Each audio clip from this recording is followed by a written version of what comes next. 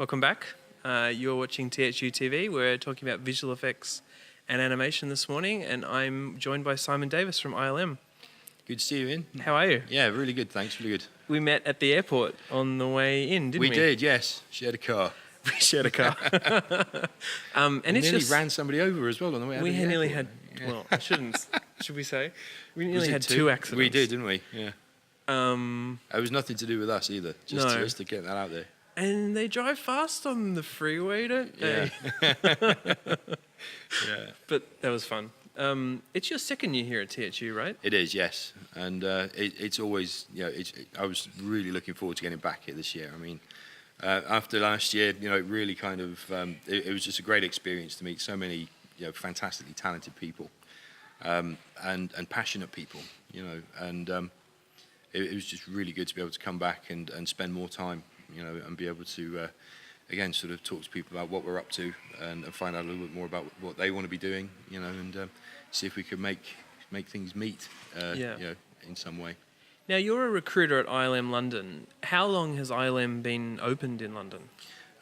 Just under 4 years now, so Right. we are kind of the new kids on the block. I think we've, obviously as part of the ILM group, I think it's good to know that we're not just here to pick up the slack either in London. It's very much about strategically building the business. We're successfully winning new business, which globally adds to the ILM capacity. We're in the final stages of delivering Star Wars Episode 8, which we globally supervised from London. Yes. Which was that's a big deal. Never been done outside of the US before, and huge challenge, but immensely enjoyable. Yeah. Now, we've got about 23 minutes left. Can you just run through the plot of The Last Jedi blow by blow for me? Go. Line by line. Yep. I wish I could. I do like those porgs, though. Yes. Well, if you watch the Star Wars show, you'll know that Anthony Carboni in particular is particularly keen on the porgs, right? I love them. I'm obsessed with them already. Okay.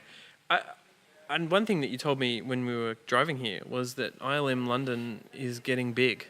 Can you say how big absolutely. you've got and how big you're getting? Yeah. Well, to give you an idea, when I was here last year, we were just around 200 people. Right.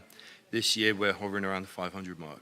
That's amazing. It's been a crazy year, but really positive growth. That's the important thing. I think the teams we're bringing in are turning out some fantastic work. It's pretty much every department has grown, and it's great to see.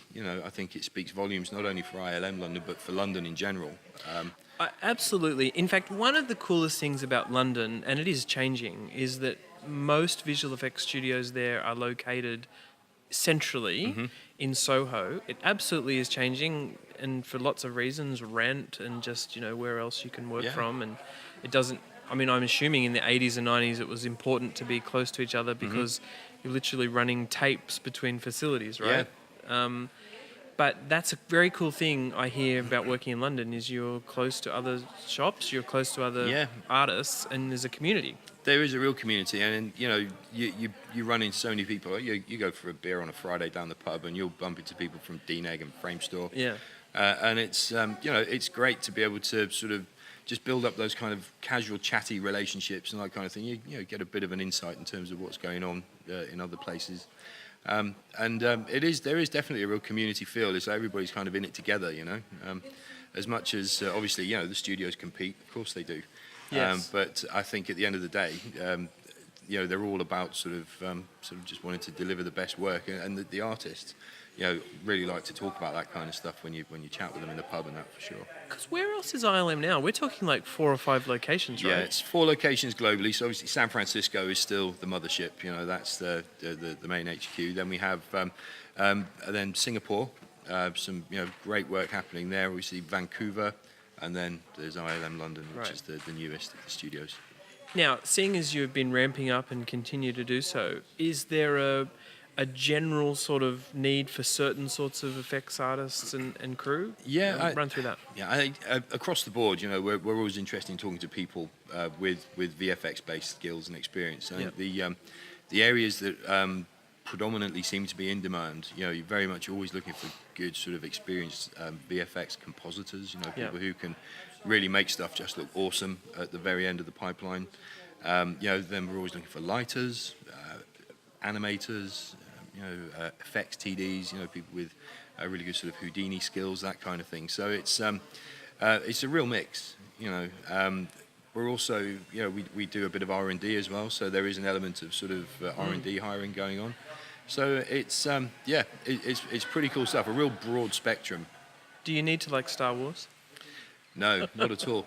And it's interesting. I mean, we have got some of our crew are absolutely passionate about Star Wars. They're members of Stormtrooper legions and all that kind of thing. But there are other people who really are like, I'd love it if I could work on Ready Player One. Or are you guys doing dinosaurs at the moment? I'd really love to do some dinosaurs. Yeah.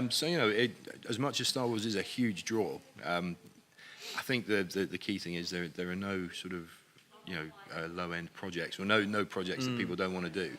Geez, luckily you might well be working on a dinosaur project, right? Maybe. Again, I mean, it's that's our next big project that's really ramping up at the moment. Jurassic World 2. Yeah, it's the guys are getting things moving. And again, happy to say it's one of those shows that we are globally supervising from the UK. So again, I think it underlines the sort of talent and things we have that the guys are taking that show on. I should give you this full disclosure about me and ILM. At a SIGGRAPH Vancouver a couple of years ago, I think the Vancouver office had just opened. Yeah. And they had a party, and they had a raffle, and the prize was a Stormtrooper helmet, and it was based on your ticket. Okay. And I had just started at FX Guide then, and didn't really get an invite to the party, but kind of tagged along with other people who were there, and then got one of these tickets, and then my number was drawn, and everyone just thought it was rigged, right? Yeah. Because I wasn't really meant to be there. But that helmet has been sort of prominently displayed wherever I've worked ever since. Very nice. Full disclosure. Yes. No, absolutely. Yeah. And it was absolutely not rigged either. No, it wasn't. Thanks, Greg Crosby. And every now and then I look on eBay to see how much it might be worth. Yeah, those uniforms can go for some pretty hefty cash, right? They can. Yeah. I want to talk to you about applying at ILM. Yeah. Really, because if you've got lots of people starting to work in ILM London, I think people watching would be interested to know some tips and tricks about what's going to work for them applying for ILM London. Yeah. So let's start with the reel. Talk to a few people so far about that. Yeah, absolutely. What are you looking for? I think it's important for anybody applying to make sure that their reel is, firstly, and you'll be amazed, I mean, this may sound blatantly obvious, make sure your reel actually is applicable to the role you're applying for. Okay. And the reason I say that, we meet a lot of awesome people who may consider themselves to be generalists. So they have a range of skills and they can do a lot of things very, very well. But if you're applying for a role as a lighter or as an effects TD or something like that, you have to remember your reel is being reviewed along with several others at any given time. So your work really needs to stand out. So if your effects work is mixed in with some bits of animation or some modelling or something like that, it may get lost in the fog a little bit, if you know what I mean. And it'll also leave the supervisor or whoever's reviewing the reel scratching their heads a little bit, going, well, what does this person actually want to do? Do they want to be a modeler or do they want to be an effects TD? Right. And I think at a shop like ILM and a lot of the other big facilities, we are quite sort of departmentalized. So, we look for people who do want to specialize in a specific area. Smaller shops are a little bit different. Obviously, you like people with a bit more of a generalist skill set, and you can demonstrate that as well. So my advice to people who do have that more sort of general skill set is, have more than one reel. All right. Put together, so when you're applying for a lighting role, send in your lighting reel. If you're applying for an effects role, send in your effects reel. And it just helps you stand out that bit more. But I think also when it comes to sort of deciding what you want to do, I think it's really important because it is such a competitive industry. There are so many awesome artists out there. Yeah. You need to really sort of think about what it is you want to do.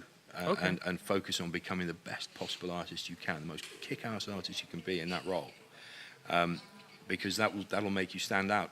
But what can also happen then is when you do land that role as the effects TD or as the lighter or whatever, once you've built up trust and you've shown people what you can do, you can also say, actually, guys, I can also turn my hand to a bit of this.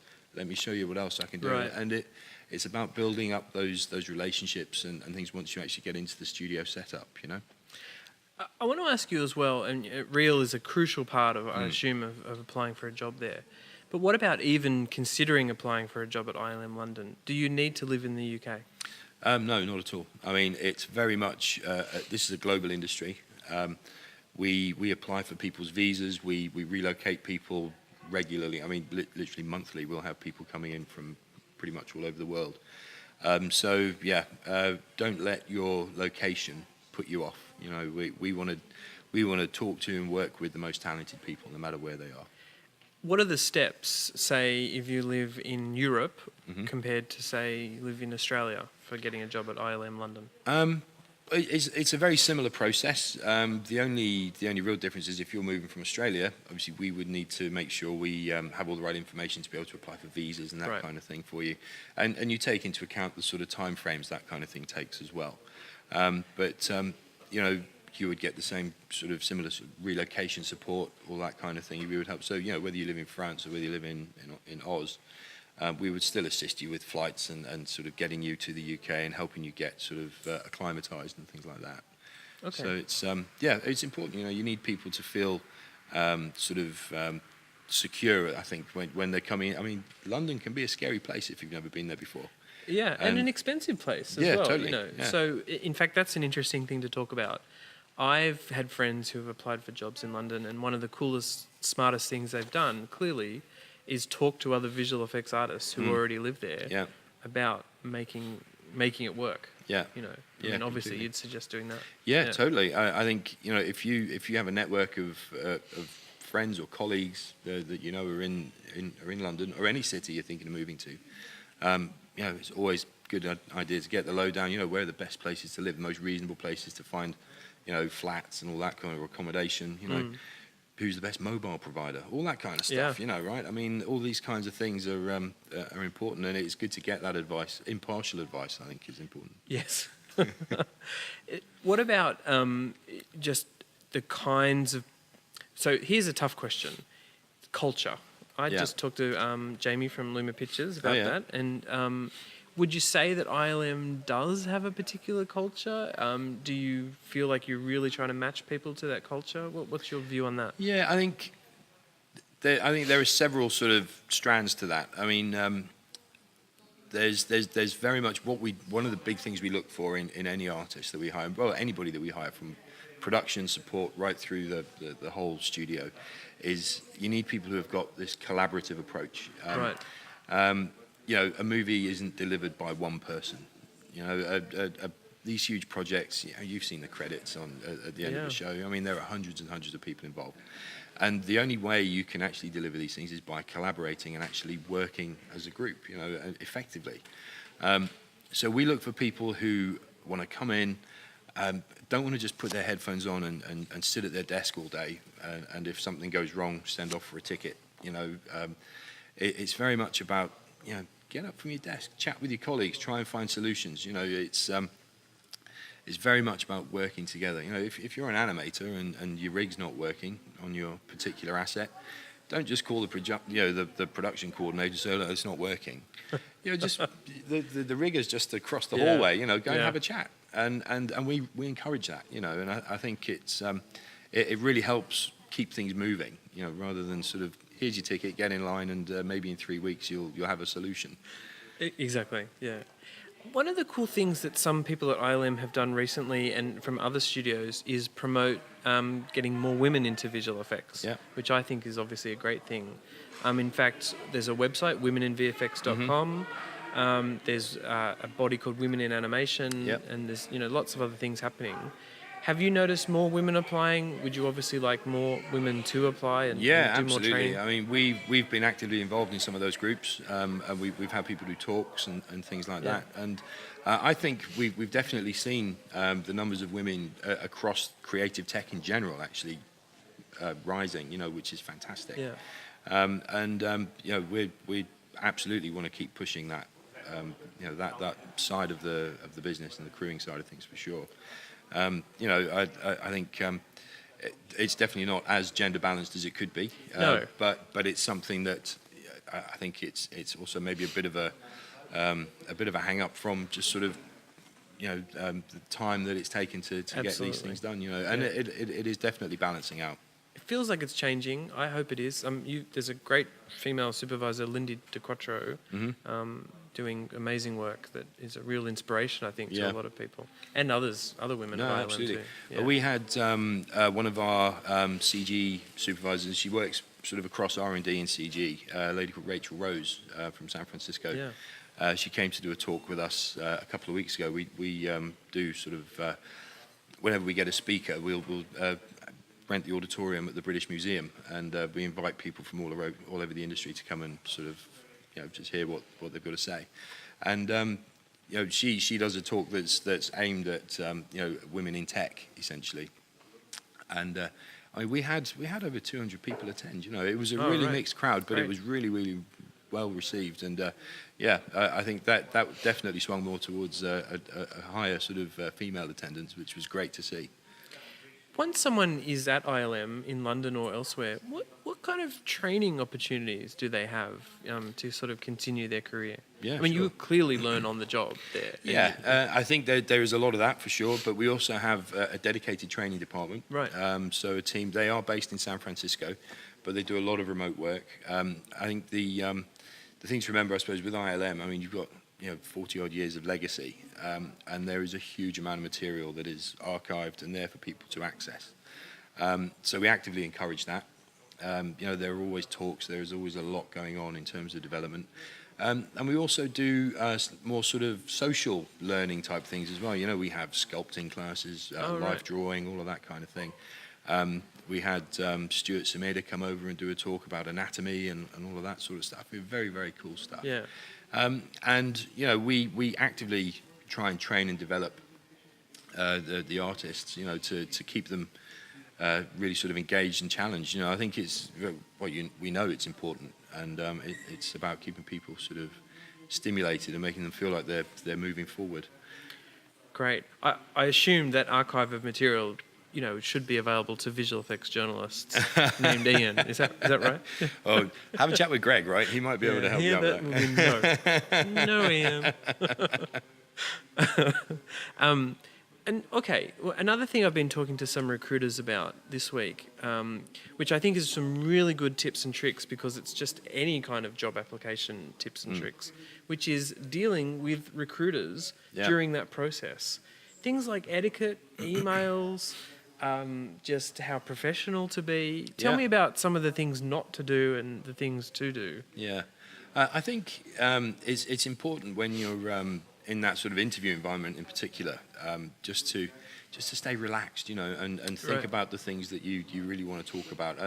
I think the mistake some recruiters make is that we can sometimes talk too much and not allow the artist to actually talk, which I hate to say, sometimes some artists quite like that, because they'd rather just say as much as they need to, and then we're done. But and it does take practice and a bit of confidence and things to be able to express yourself properly. And I think the best thing to do whenever going into any kind of interview, and I know so many people have said to me, I'm so nervous about coming to ILM. It's like, well, don't be, because we're not there to torture you. We're not going to try and catch you out. We just want to hear about what you've been up to, how you like to do things, some of your successes, some of the great things you've worked on.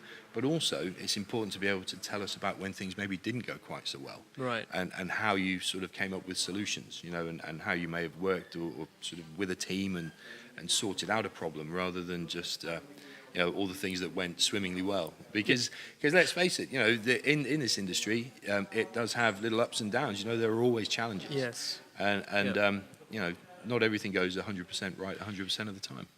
No. I think an interesting thing that people also don't necessarily know when they're applying is what they can expect out of a job. I.e., it's an industry with a lot of contract work and freelancing. What's on offer at ILM? Does it range the full gamut? From permanent to... I mean, we tend to start people off on sort of 6-month contracts. Yep. Okay. The freelance thing is not something we tend to go for. We try, because we're really trying to build a team, and it's all about continuity, and you want people to come in and really be part of the culture, because as I was saying, as much as we look for the collaborative element, there's also the social element, and you want to be with your colleagues and sort of part of the team, going for beer and pizza and Sure. Making the most of what the business has to offer you. So the freelance thing is, we try to sort of steer clear of that as best as we can. But then in terms of the actual contracts and things, you're looking usually at a 6-month to start with.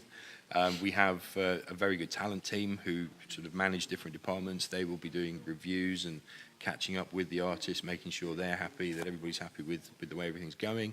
And we always try and roll things on and move them on from there, And is there much opportunity to move around ILM's different offices? Yeah, absolutely. I mean, we've had people come through from Singapore. We've had some people go to places like Vancouver, and we've got people from San Francisco at the moment. So the internal transfer process definitely does happen. But again, I think that's also, you have to bear in mind, a lot of the time it's down to the requirements of the studios. Yes. It's to the needs of the business. What's the experience? We've talked about it a little bit about being in Soho, but what is the experience with having DNEG and Framestore and MPC all around you? I mean, I'm not saying is it competitive, are you mean to each other, but what sort of contact do you personally have with others and also the artists? Well, I mean, I'm talking to artists pretty much every day, and as recruiters, we sort of see each other at all these events. We see each other down the pub every now and again as well, all that sort of thing. So, the relationships are there, but it is a competitive environment, Right. So you're always doing your best to attract the right number of people and the right people. And sometimes they will come from the studios just around the corner. There's quite a good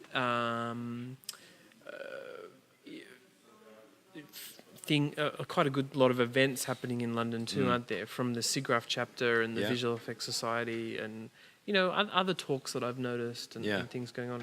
Is that right? Yeah, absolutely.